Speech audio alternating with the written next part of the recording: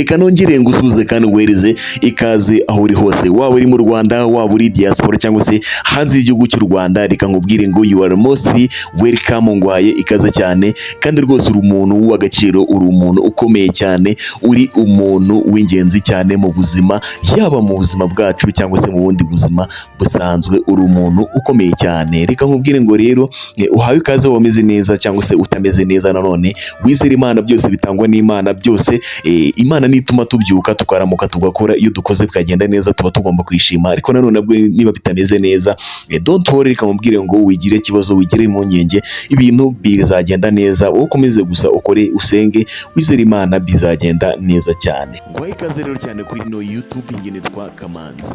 Ariko niba utarakanda aho ngaho handitse subscribe, nyaboneka ndagira ngo mbere yuko dutangira iyi nkuru, mbere yuko tugira icyo tuvuga, ubanze ukuremo iryo bara ry'umutuku aho ngaho handitse subscribe, ubanze wakande, uraba utanze umusanzu ukomeye cyane. Yitwa Mugisha Emmanuel, reka twe tumwite Clapton Kibonke, tumwite Gatogo, tumwite Mugisha, tumwite amazina menshi agiye atandukanye.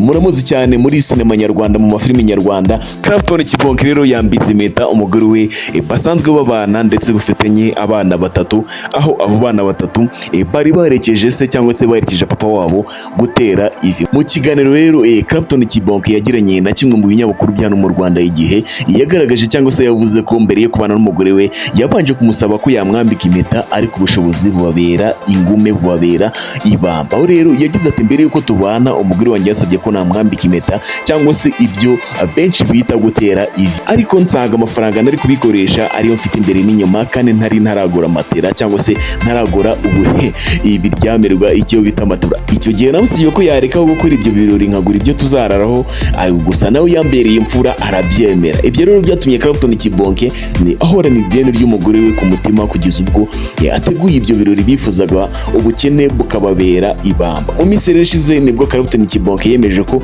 agiye gukora ubukwe n'umugore we, bamaze imyaka 8 babanye, barashakanye nk'umugore n'umugabo, ariko gusa bari barasezeranye imbere y'amategeko. Impamvu rero y'ubukwe bwa Clapton Kibonke n'umugore we Ntambara Mutoni Jackie babyaranye abana batatu, iteganyijwe ku itariki 9 z'ukwezi kwa 4 2026. Umuhango rero wo gusaba no gukwa uteganyijwe kubera i Rwemasha, ahangaha akaba ari mu karere ka Nyagatare, ku itariki 4 z'ukwa 4 2026 k'uyu munsi n'undi, aho bazahita banasezerana imbere y'Imana mu muhango uzabera muri Gasenga Miracle Center n'ubundi hano i Rwemasha. Clapton Kibonke rero wasezeranye mu mategeko mu mwaka wa 2018, yakunze kuvuga ndetse no kugenda agaragaza ko yahisemo gukora uyu muhango wonyine bitewe n'uko nta bundi bushobozi yari afite bwo kuba yakora indi mihango kugira ngo ibikorwa by'ubukwe bwose birangire. Nyuma rero igihe gito basezeranye imbere y'amategeko, bahise bibaruka n'imfura yabo, mu gihe mu 2022 aribwo bibarutse ubuheta bwabo, naho mu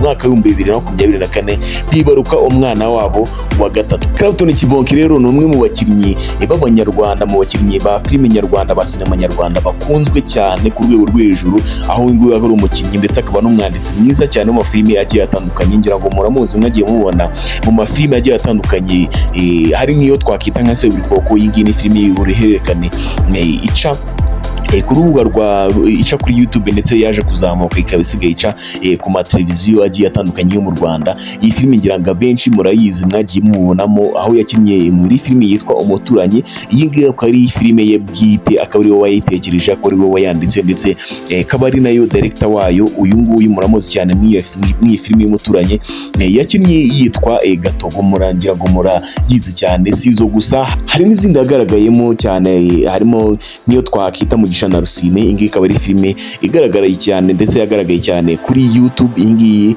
nayo ikaba ari filime ye bwite, abenshi mwagiye mubona ahangaha ikinnye yitwa Mugisha. Ni filime nayo yakunzwe n'abatari bake, abantu benshi barayishimiye. Ni filime ya comedy aho yakoranye na Rusine. Ngira ngo rero uyu nguyu akaba ari Mugisha Clapton, wamamaye cyane muri filime nyarwanda, muri sinema nyarwanda. Reka tuvuge ko ari umugabo twafatiraho urugero, reka tuvuge ko ari yari umugabo rwose w'intwari cyane kwifata agakora ubukwe akamara imyaka 8 abana n'umugore we batarashakana, hanyuma akaza gukora igikorwa cyiza cyo kuba yakora ubukwe, akaza gukora igikorwa cyiza cyo kuba yabyereka abantu, akaba avuga ati reka ku mugaragaro nanjye mvuge ko umugore wanjye twasezeranye rwose dukwiye kubana imyaka, dukwiye kubana akaramata, dukwiye kubana ubuziraherezo, reka mbigaragaze mushimira ngira ngo mwiture ibi bintu kuko ni isezerano nari mfite kuva kera, ni isezerano namubikiye kuva kera ngomba kuwusoza, ni isezerano navuze ko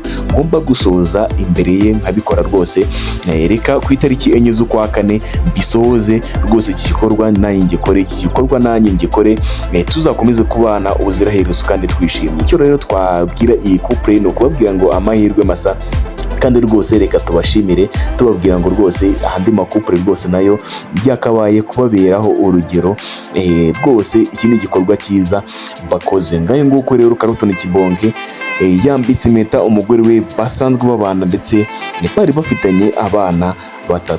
Ngaye nguko rero ngine Kamanzi nkwibutsa gukanda subscribe niba utarikanda kugira ngo inkuru zinshi zigiye zikomeza kugenda zikugeraho 5 kuri Kagenzi kako. Reka nkubwire ngo nyine akagaruka, reka nkubwire ngo ciao ciao kandi ibihe byiza.